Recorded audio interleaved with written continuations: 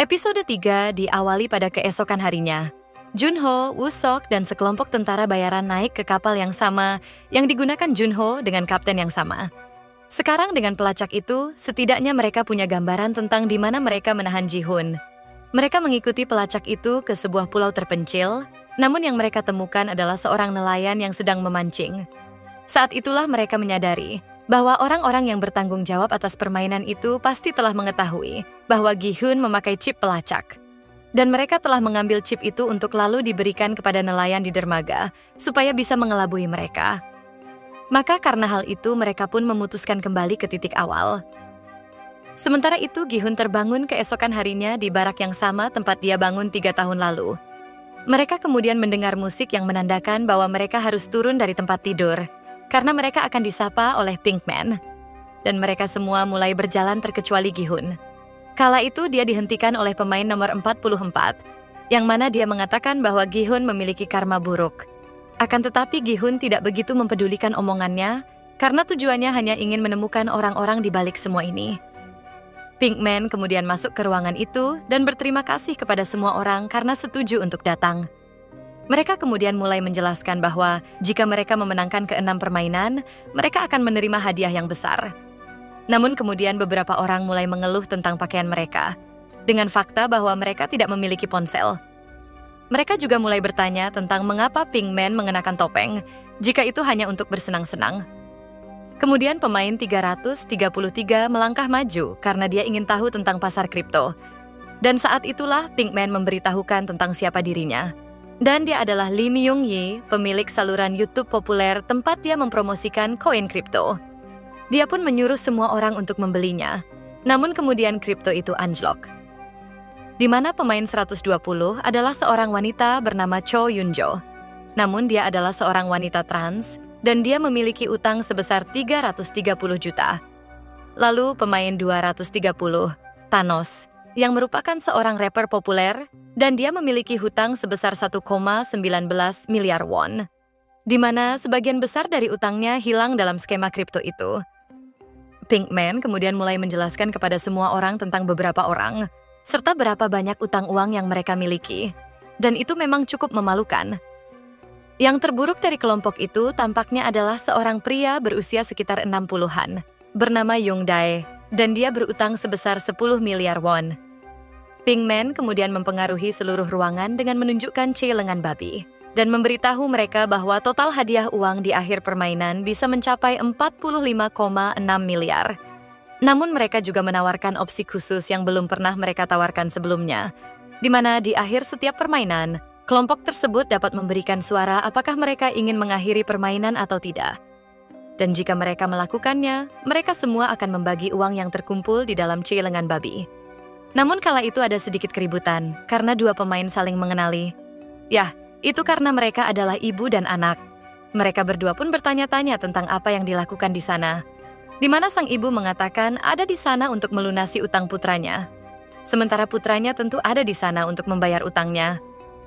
Pinkman kemudian memberitahukan semua orang jika mereka ingin melanjutkan permainan, mereka harus mengambil suara. Dan kemudian antrean dimulai, dengan semua orang mendaftar untuk bermain. Karena tak seorang pun tahu apa yang akan terjadi ke depannya kepada mereka. Setelah Lee Myung-yi, pemain 333 memberikan suara, dia didekati oleh beberapa pemain. Salah satunya adalah Thanos, yang mana akibat dia menonton video YouTube-nya setiap hari. Dia mendengar tentang koin kripto tersebut, namun kemudian setelah dia membelinya, harga kripto itu anjlok. Dia pun menginginkan pemain 333 untuk mengembalikan uangnya.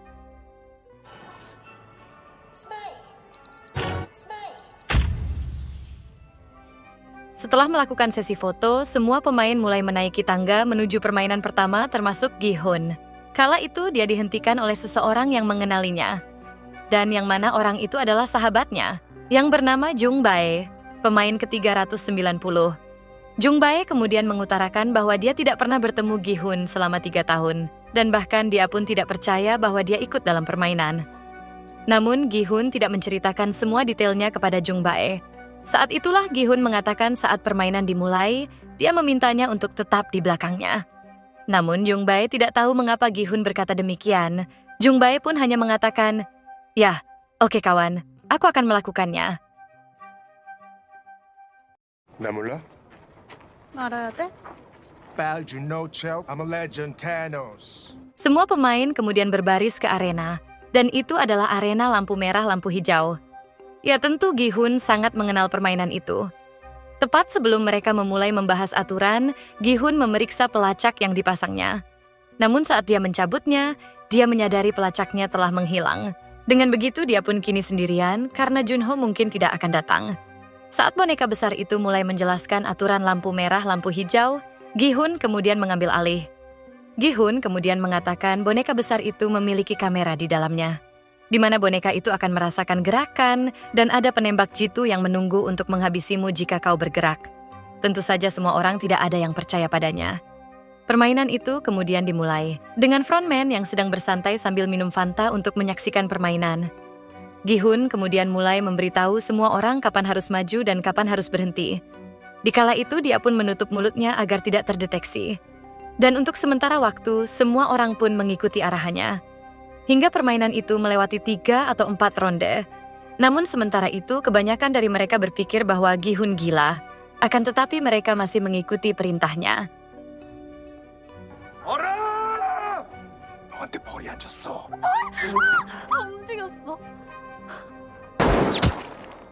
Kemudian kala itu seorang gadis dihinggapi lebah. Dan lalu, dia tertembak. Tentu hal ini menyebabkan kepanikan pada sebagian banyak pemain yang secara naluriah mulai bergerak, dan ya tentu mereka pun juga tertembak.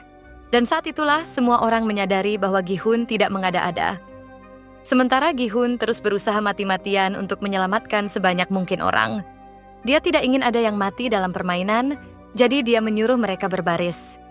Jika mereka berada di belakang seseorang, alat itu tidak dapat mendeteksi gerakan. Dan ini berhasil untuk sebagian besar. Namun kala itu tentunya ada orang-orang menyebalkan seperti Thanos, di mana dia mendorong orang supaya mereka mati. Namun pada akhirnya, sebagian besar orang mampu bertahan hidup berkat saran Gi-hun. Kala itu ada satu orang yang tertembak di kaki, namun dia masih hidup. Gi-hun dan pemain lain kemudian kembali untuk menyelamatkan orang itu.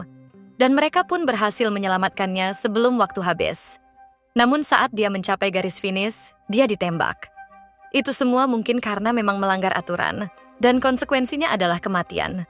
Dan orang yang menembaknya adalah Pinkman nomor 11, dan di mana dia adalah Noel. Semua pemain yang tersisa kemudian masuk ke barak. Mereka semua mencoba memahami apa yang baru saja mereka alami. Dengan apa yang terjadi, sebagian besar dari mereka pun ingin keluar dari sana. Namun sampai mereka mengetahui berapa banyak uang yang ada di celengan, karena 91 pemain tereliminasi. Sejenak, semua pemain menatap celengan dengan terpesona karena 9,1 juta masuk ke dalam celengan, di mana itu artinya 365 pemain tersisa. Yang berarti jika mereka semua membaginya, itu akan menjadi sedikit, yaitu di bawah 25 juta. Dan bagi beberapa pemain itu tidak cukup. Mereka merasa apa yang baru saja mereka alami tidak sepadan dengan 25 juta. Dan tepat sebelum pemungutan suara berlangsung, ketika Pinkman menyerukan pemungutan suara untuk melihat apakah semua orang ingin menghentikan permainan atau melanjutkannya. Pemungutan suara pun dimulai dengan pemain terakhir, yaitu pemain 456, dan terus maju hingga pemain 1. Tepat sebelum pemungutan suara berlangsung, Gi-hun membuat semua orang gugup. Namun mereka juga mulai mempertanyakan bagaimana Gi-hun tahu semua ini. Mereka pun menganggap bahwa Gi-hun pasti ditempatkan di sana oleh orang-orang yang menciptakan permainan itu. Namun kala itu Yung Bae membela Gi-hun dengan berkata, "Hei, kawan sadar berkat dia kita semua masih hidup." Hingga akhirnya Gi-hun berteriak bahwa dia pernah memainkan game itu sebelumnya. Dia pun berkata telah mengetahui game pertama karena dia telah memainkannya. Gi-hun juga memberitahukan bahwa dia memainkannya 3 tahun lalu. Bahkan dia telah memainkan semua game itu. Dan setiap orang yang kala itu bermain bersamanya, semuanya telah mati. Namun pemain 100 tidak mempercayai semua itu. Dia tidak percaya bahwa seseorang yang memiliki 45 miliar won akan kembali ke permainan. Gi-hun pun tidak menyangkalnya, namun dia berkata jika mereka terus bermain sampai akhir, maka semua orang di ruangan ini akan berakhir dengan kematian.